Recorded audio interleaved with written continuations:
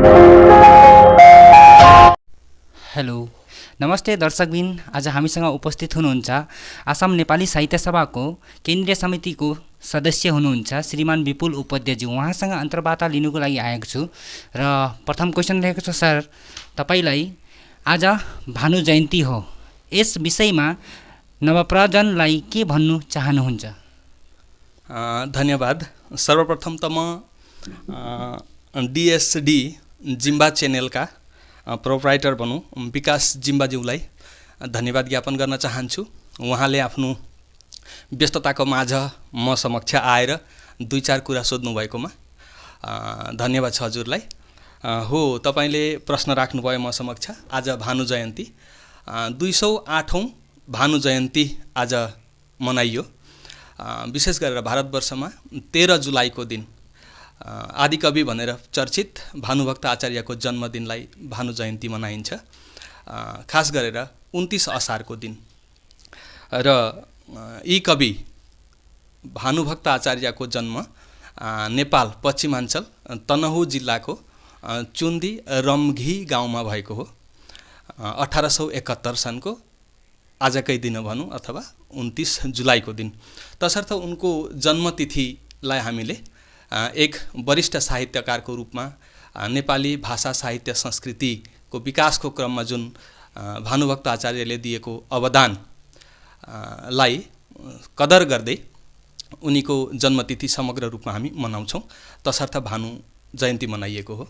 र तपाईले राख्नुभएको प्रश्न नवप्रजन्मलाई भन्दा हामी भारतवर्षमा बस्ने मानिसहरू धेरैजसोले आफ्नो अध्ययनको माध्यम असमिया हुन्छ अथवा हिन्दी हुन्छ अथवा बेङ्गोली हुन्छ, यहाँको स्थानीय भाषामा हामी अध्ययन गर्छौँ र मौकै पाउँदैनौँ नेपाली भाषा साहित्यको अध्ययन गर्ने।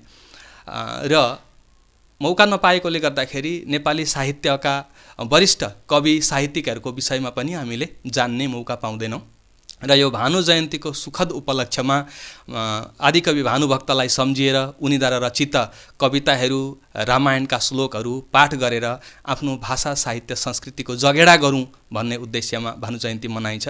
तसर्थ नवप्रजन्महरूलाई पनि आधुनिकताको आडम्बरमा पश्चिमीय सभ्यता वेस्टर्नाइज नभएर आफ्नो संस्कृति, परम्परा र भाषालाई चोखो राखेर जोगाएर अगाडि बढाउन केही प्रेरणा हुन्छ कि भन्ने उद्देश्यमा आज भानु जयन्ती मनाइन्छ।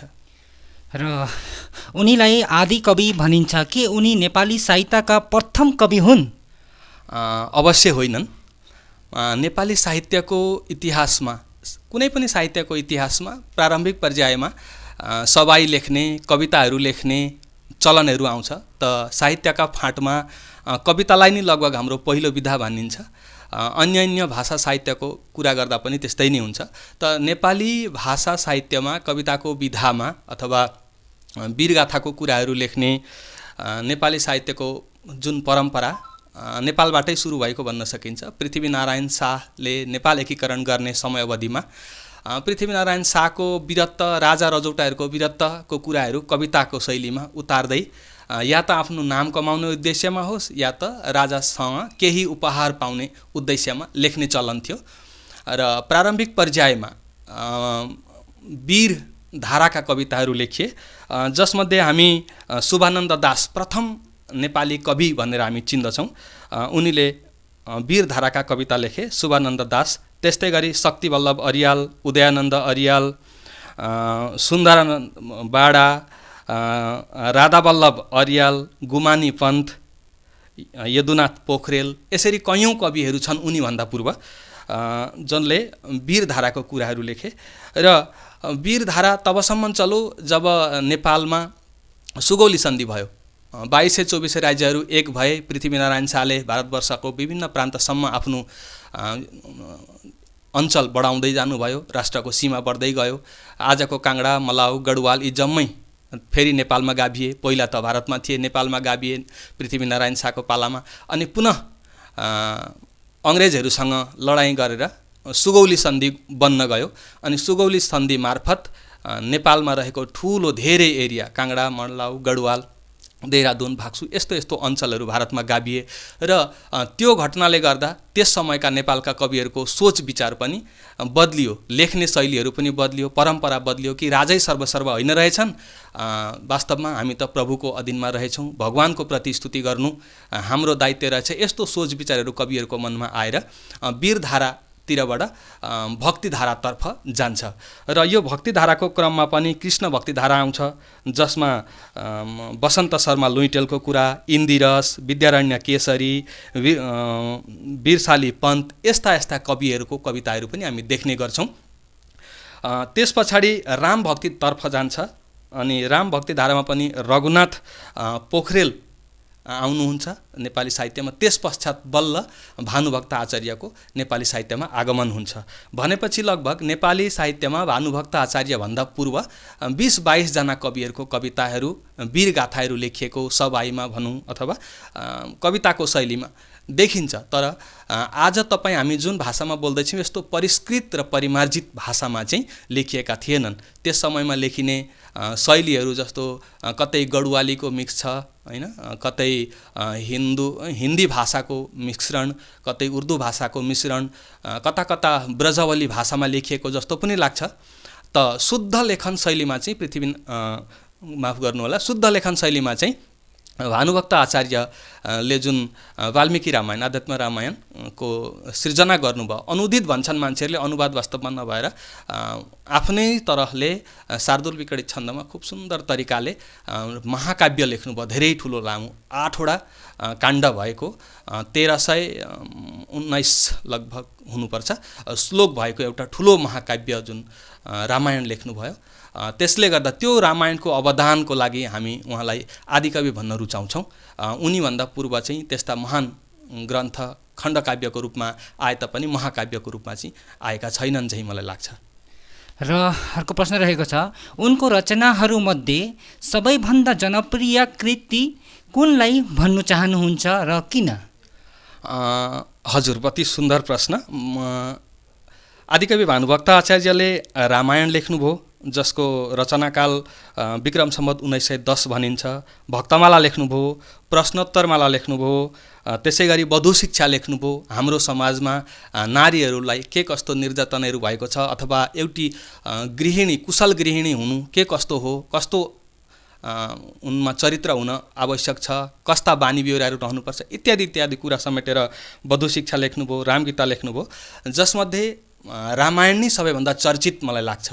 किनभने भानुभक्तीय रामायण हाम्रो जनजीवनमा विभिन्न देशमा छरिएर बसेका गोर्खाली, आज भन्न रुचाउँछु, गोर्खालीहरूलाई एक पार्नमा भानुभक्तीय रामायणले विशेष भूमिका खेलेको देख्छु। 2 नम्बरमा भानुभक्तीय रामायणले नि हामीलाई साउँ अक्षर चिनाएको भन्न सकिन्छ।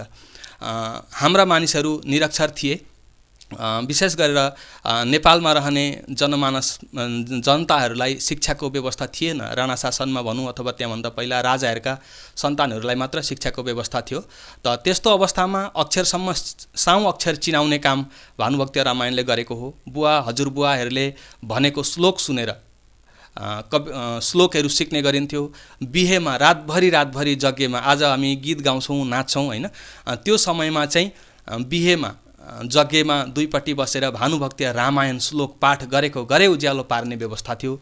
त्यसै गरी मेलापाताबाट फर्कँदाखेरि परैबाट डाँडो पल्लापट्टिबाट भनौँ घर जब मेला खेतालाहरू फर्किए भन्दा रामायणका श्लोकहरू गाउँदै आउँदाखेरि वार्ता प्रदान गर्थ्यो। आज जसरी हामी मोबाइलमा फोन गर्छौँ, मेसेज गर्छौँ, त्यस्तै मानिसहरू फर्किए हे भन्ने जानकारी पाउँथे गृहस्थीहरूले।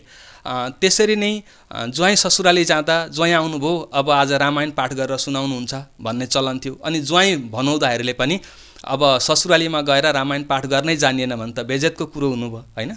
तसर्थ अक्षरसम्म सिक्ने पढाइ श्लोक त लगभग कण्ठस्थै भइसकेका हुन्छन्, तर पनि यसो औँलाले देखाउँदै कुन्ची क कुन्ची ख इत्यादि रहेछ भन्ने जानकारी पनि यही रामायणबाट हाम्रो जनमानसमा शिक्षाको प्रभाव परेको हामी देख्छौँ।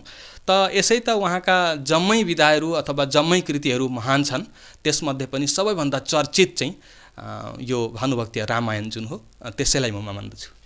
र प्रश्न रहेको छ तपाईँलाई, हामी आसामवासीले नेपालमा जन्मिएको कविको जन्मदिन मनाउनु उचित छ? बडा गाह्रो प्रश्न गर्नुभयो हजुरले। वास्तवमै आजको पिँढीले यो कुरा भन्ने गर्छ कि हामी भारतवासी अथवा असमवासी गोर्खालीहरू हौँ, तसर्थ हामीले यहाँकै कविहरू हरिभक्त कटुवालको जयन्ती मनाइ पुगिहाल्थ्यो नि, इन्द्रबहादुर राईको मनाइ भइहाल्थ्यो नि, यसरी भन्ने गर्छन्। तर साहित्यको जब कुरा गर्छौँ, कुनै पनि साहित्य, हामी नेपाली साहित्य पढ्छौँ, हामी गोर्खाली भने तापनि भाषा हाम्रो नेपाली हो भन्ने मलाई लाग्छ। यसको लिपि देवनागरी लिपि हो अनि यसको इतिहास केलाउँदै जाँदा विभिन्न समयमा विभिन्न विद्वानहरूले रिसर्चरहरूले लेखेको कुराहरू इतिहास नै बोल्दछ।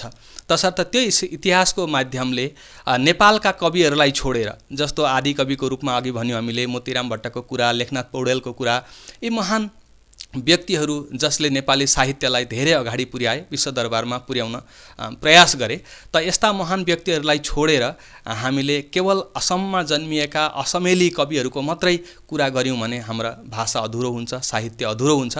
तसर्थ साहित्यको कुनै सीमा हुँदैन मलाई लाग्छ। चाहे उनी नेपालमा जन्मिउन्, चाहे उनी अमेरिकामा जन्मिउन्, जो व्यक्तिले नेपाली भाषाको प्रति अवदान दिएको छ उहाँलाई हामीले कदर गर्नु र उहाँको कृतिले नि भाषाको संरक्षण गर्नु, नेपाली भाषाको भण्डारलाई धनी पारेको छ। तसर्थ कुनै पनि देशमा जन्मिएका कविहरूको जन्म जयन्ती मनाउनु हाम्रो लागि हाम्रो कर्तव्य हो भन्ने म ठान्छु।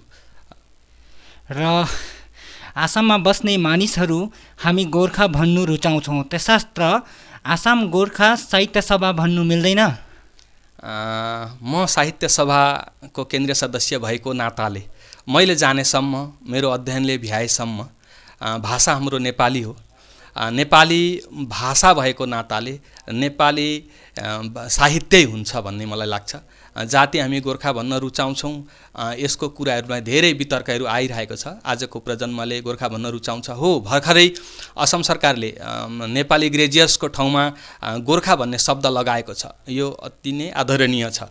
यस विषयलाई हेर्दा हामीले गोर्खा भाषा भन्ने उचित हुन्छ कि झैँ लाग्नु सामान्य कुरा हो।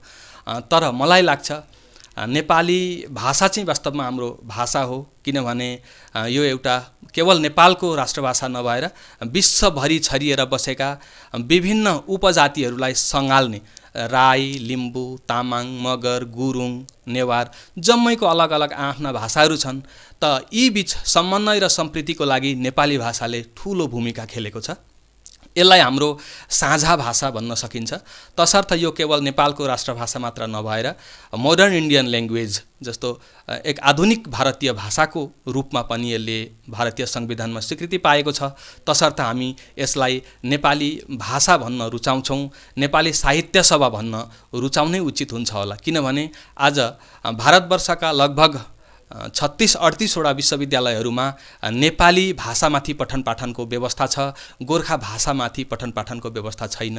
यी कुराहरू गाह्रो छ। अब नयाँ इतिहास रच्नु पर्यो कि त गोर्खा साहित्य सभा बनाउनु भने गोर्खा भाषाको नयाँ इतिहास रच्नु पर्यो। अनि गोर्खा भाषाको इतिहासमा भानुभक्तको नाम आउँछ कि आउँदैन, हरिभक्त कटुवालको नाम आउँछ कि आउँदैन, यसरी विभिन्न कवि साहित्यकारहरूको लाई लिएरै यदि हामी गोर्खा भाषा बनाउँछौँ भने त गोर्खा भाषा भन्नु र नेपाली भाषा भन्नुमा केही अन्तर देखिएन नि त हो। आउने दिनमा हामीले हाम्रो सुविधाको लागि कतै गोर्खा भन्दा उचित हुन्छ, हाम्रो नेपाली भाषा भन्नुभन्दा भन्ने लाग्छ भने युवा पिँढीहरूलाई कुनै बेरियर छैन झैँ मलाई लाग्छ, भन्न सक्छन्। तर वास्तवमा नेपाली भाषा नै हाम्रो भाषा हो भन्ने मलाई लाग्छ। अध्ययनले आजसम्म पाएको तथ्य मुताबिक म हजुर समक्ष मेरो सूक्ष्म ज्ञानले यही नै जानकारी दिएँ। र सरलाई अन्तिम प्रश्न रहेको छ, आसाममा बस्ने गोर्खालीहरूको लागि नेपाली भाषाको पठन पाठनको के व्यवस्था छ? धन्यवाद हजुरलाई। असममा बस्ने गोर्खालीहरूको लागि नेपाली भाषाको पठन पाठनको व्यवस्था छ। असममा असमको डिब्रुगढ विश्वविद्यालय अन्तर्गत डिगबोई महाविद्यालयमा एमआइएलमा पढ्ने व्यवस्था छ। त्यसरी नै गुवाहाटी विश्वविद्यालय अन्तर्गत कैयौँ महाविद्यालयहरूमा नेपालीमा हायर सेकेन्ड्री र ग्रेजुएसनमा नेपालीमा पढ्ने एउटा सब्जेक्ट नेपाली पढ्ने व्यवस्था छ। साथै विद्यालय पर्यायमा पनि बहुत अगाडि पनि यो कुरा भएको थियो। यहाँ एलपी स्कुलको लागि नेपाली ल्याङ्ग्वेज टिचर एपोइन्टमेन्ट भएको हो। समय अवधिमा ती टिचरहरू फेरि एसिस्टेन्ट टिचरमा कन्भर्ट भए अहिले वर्तमान असम नेपाली साहित्य सभाले पाठ्यपुस्तक रचना गरिरहेको छ। मेट्रिक परीक्षामा विद्यार्थीहरूले नेपालीमा लेखेर नेपाली सब्जेक्ट एउटा लिएर धेरैभन्दा धेरै अङ्क हासिल गरेर आफ्नो पर्सेन्टेज बढाएको पनि हामीले देखेका छौँ। त्योभन्दा ठुलो कुरो गुवाहाटी विश्वविद्यालयमा नेपाली भाषा साहित्यमाथि स्नातकोत्तर गर्ने यानि एमए गर्ने प्रोभिजन गुवाहाटी विश्वविद्यालयमा थियो। आइडलमा डिस्टेन्स एजुकेसन ओपन एजुकेसन लर्निङको व्यवस्था जुन हो आइडलमा केही वर्ष चले पश्चात विद्यार्थीहरूको कमीले भनौँ अथवा केही टेक्निकल कारणले गर्दाखेरि त्यो बन्द भयो। र सुखको कुरो हालै असम गोर्खा छात्र सङ्घको नेतृत्वमा डाक्टर खगेन शर्मा सरको अगुवाईमा भनौँ एउटा टोलीले कृष्णकान्त सन्दिगै मुक्त विश्वविद्यालयमा आवेदन गरेको थियो र हालै त्यहाँबाट एमए गर्ने प्रोभिजन पुनः थाल्न लागेको हामीले देख्न पाएका छौँ। त यसरी हेर्दाखेरि स्कोप नभएको होइन, नेपाली पठन पाठनको व्यवस्था असम सरकारले भनौँ अथवा भारत सरकारले विभिन्न ठाउँमा दिएको छ र हामीले अध्ययन गरे अवश्य पनि लाभान्वित हुनेछौँ भन्ने मलाई लाग्छ। धन्यवाद छ। उहाँ हुनुहुन्थ्यो विपुल उपाध्यायज्यू बडगडा निवासी र उहाँले धेरै राम्रो तरिकाले भानु जयन्ती विषयमा बुझाइदिनु भयो नेपाली साहित्य सभामा। तपाईँहरू भिडियो अन्तसम्म हेरेर स्किप नगरिकन लाइक, सेयर, कमेन्ट गरिदिनु होला र तपाईँ च्यानलमा नতুन हुनुहुन्छ भने सब्सक्राइब पनि गरिदिनु होला। धन्यवाद।